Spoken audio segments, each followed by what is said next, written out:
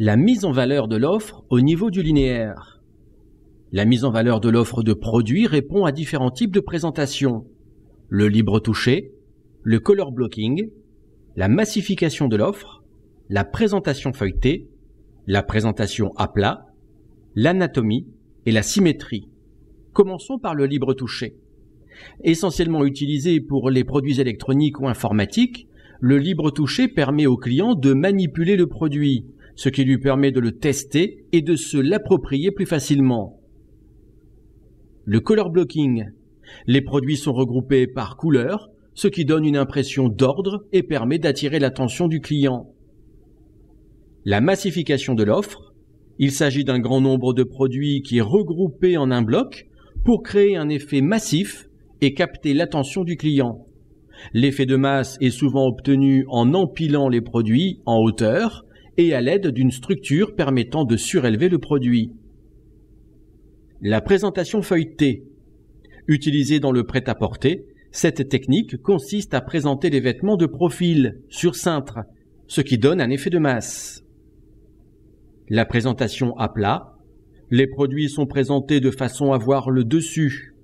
Cette technique est très utilisée pour le prêt-à-porter ou les surgelés. L'anatomie. Il s'agit d'une présentation pour le prêt-à-porter qui consiste à placer l'offre haut et bas l'une au-dessus de l'autre, comme si l'ensemble pouvait être porté. La symétrie. Ce sont des produits avec des formes proches ou identiques qui sont placés de part et d'autre d'un axe de symétrie pour créer un effet miroir.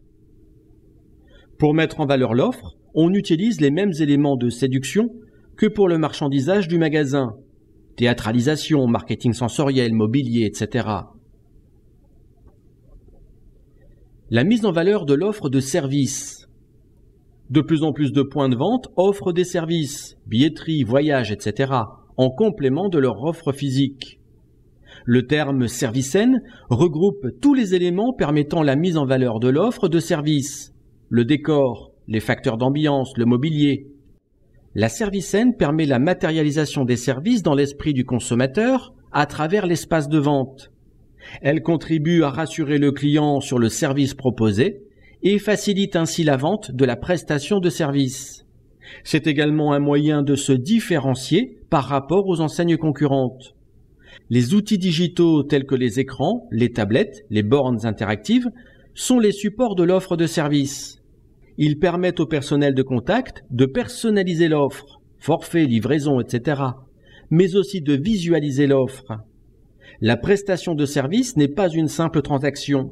La qualité du service est liée à la relation établie entre le personnel et le client.